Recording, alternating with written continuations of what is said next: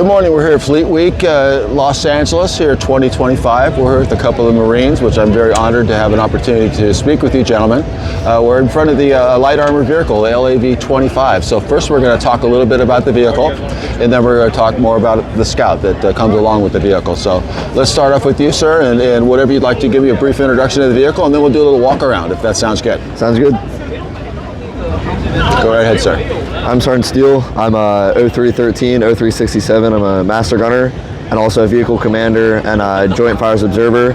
My main role as the vehicle commander is to employ and conduct armored reconnaissance and security operations in support of any unit to build the battle space and shape the battle space forward of any ground unit.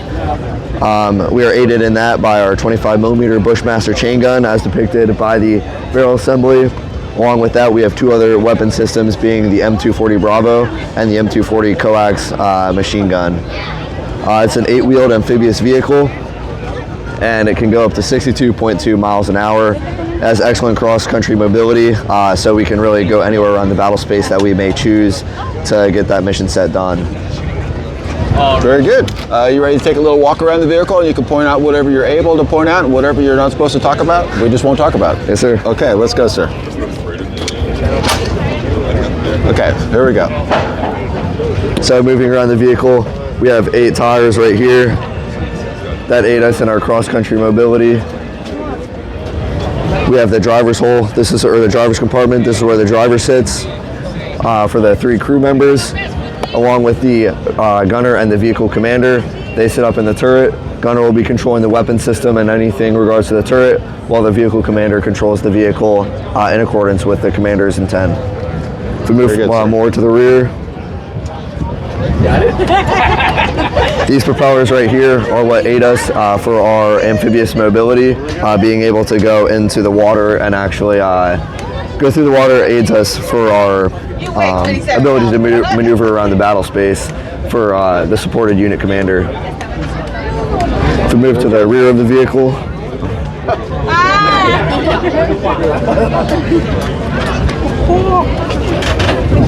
this is where our scouts sit. We can employ up to 6 scouts, and then that's where, if we're set into a position, the vehicle commander, such as myself, we can so choose to deploy the scouts to just further that reconnaissance gaining capabilities.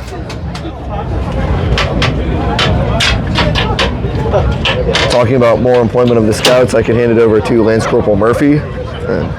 Okay, we're just gonna pass the mic over here. And then we'll talk about the deployment of the scouts. Yes, my name is Lance Corporal Murphy. I'm a light armor reconnaissance scout and joint fires observer. So what we do as LAR scouts is we function as an extension of the vehicle and protect it and its crew by moving out and doing forward reconnaissance for the vehicle. We can provide targeting information for artillery, mortars, aircraft, anything. Also sending up reports to the vehicle of what we see ahead of them, scouting terrain as well, to see anything that might be a threat to the vehicle. Very good. Can you tell me maybe a little bit about yourself too, about how long you've been in the Marine Corps and what maybe are your plans for the future? And so basically, welcome to the Port of Los Angeles too. I hope you have a good time while you're here, and thanks for your service. Thank you.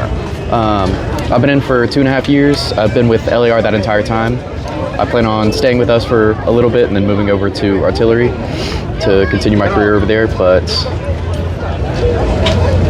yeah.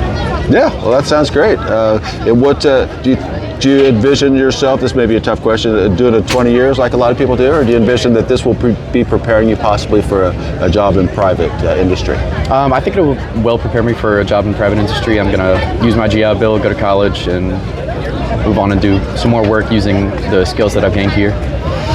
Well, I imagine you'd be quite in demand with what you learned and what you're doing currently. I hope so too. Yeah, you should be. Anything else you could tell me possibly about your, I'm going to just turn around and have you face over here, just so I have this in the background. Is there anything else you could tell me about the weapon by any chance? So this is the M27 IAR. It's the infantry automatic rifle. This is the standard issue weapon for infantry now. So we have a LPVO, we call it the SCO, on. So that's a low power variable optic.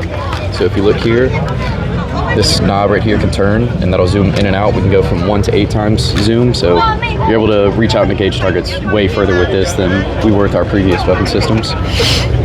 We have, most of them come suppressed, is how we like it, and then bipods and a PEG 16 for nighttime shooting with the IR laser. And this is our main weapon system. We also have the M320 grenade launcher. We have the Sasser, if you come over here to look at it. Yes, sir.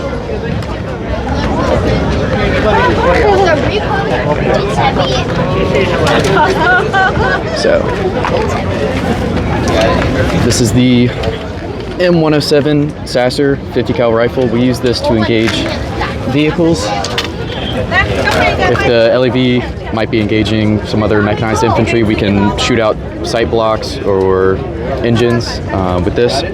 We also have the Carl Gustav rocket launcher in high demand.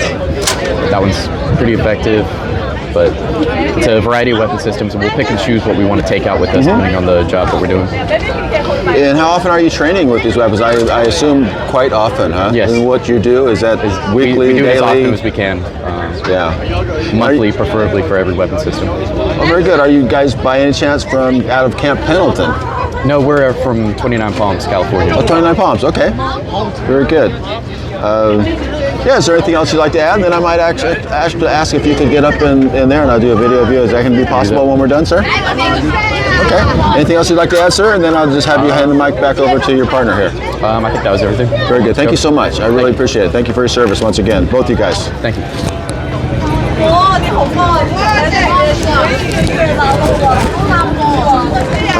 Yeah, if you don't mind, would you be able to get up onto the vehicle? Yes, sir. If that's okay.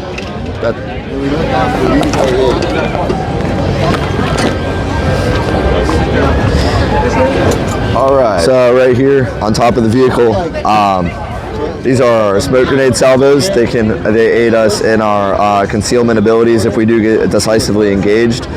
We also have M76 IR screening grenades, which breaks up that thermal and IR signature, just aiding in our ability to cover and conceal ourselves. This is the barrel for our main weapon system, the M242 25mm Bushmaster chain gun. It weighs approximately 107 pounds. And along with that, we have the M240 Bravo for the vehicle commander's use. And we're also aided with the M240 coax for the gunner to switch between when he's engaging targets in the battlefield. Very good. Well, I appreciate your time. Is there anything else you'd like to point out on the vehicle or anything else you'd like to say? Otherwise, I'll just thank you for your service and be gone. I think I've covered it all. It's definitely the best job I've ever had. I recommend it to anyone. If I had a choice, I'd do it all over again. Oh, that's awesome. And one last thing, let me ask you, do you have any family or friends in this area while you're here that you get to visit? No, sir. All my family's on the East Coast. On the East Coast, okay. Well, I hope you take advantage of some of the events or have taken advantage of some of the events that we throw here in, in Los Angeles for all the service members. So hope you have a good time while you're in town, and thank you very much for your time, sir. Thank you, sir.